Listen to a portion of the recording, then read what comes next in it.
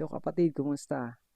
I just want to use this Bible verse sa John 3:16, For God so loved the world that He gave His one and only Son, that whosoever believeth in Him shall not perish but have everlasting life.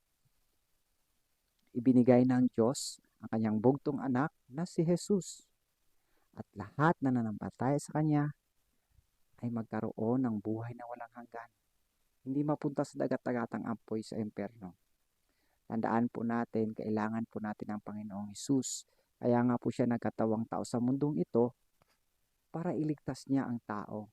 Hindi hayop, hindi anumang bagay, mga hayop sa mundong ito ang iligtas niya, kundi ang tao mismo.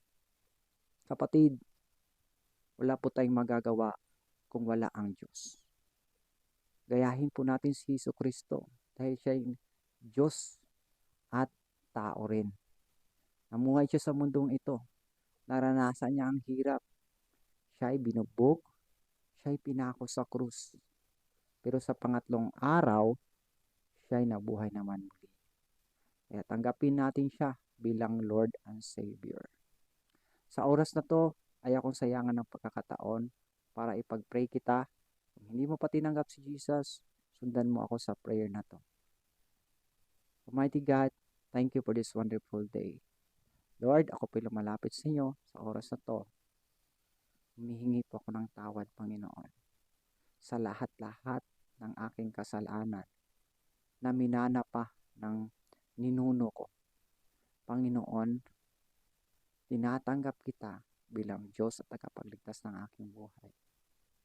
Simula ngayon, ikaw na ang manguna sa buhay ko. Ikaw na ang magkontrol sa buhay ko. Turuan mo ako, Panginoon, na magawa ko mga bagay na ayon sa iyong salita, ayon sa iyong kalooban. Maghari ka sa aking buhay hanggang sa iyong pagbabalik, ako po'y patuloy na susunod sa iyo. Salamat, Panginoon, Lord, sa kaligtasan na iyong ibinigay sa akin. Amen. Kapatid, ako na po ang mag-pray. Salamat, Panginoon, sa kapatid kong ito na nag-alay sa kanyang buhay sa iyo, Panginoon.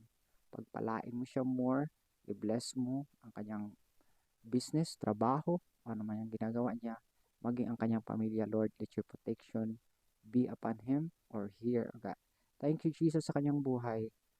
We pray, O God, Lord, continue to bless him or her more and more. In Jesus' name, Amen. Kapatid, kung tinanggap mo ang panalangin na yon, only share this video sa mga friends po din natin. In Jesus' name. Thank you, kapatid. God bless.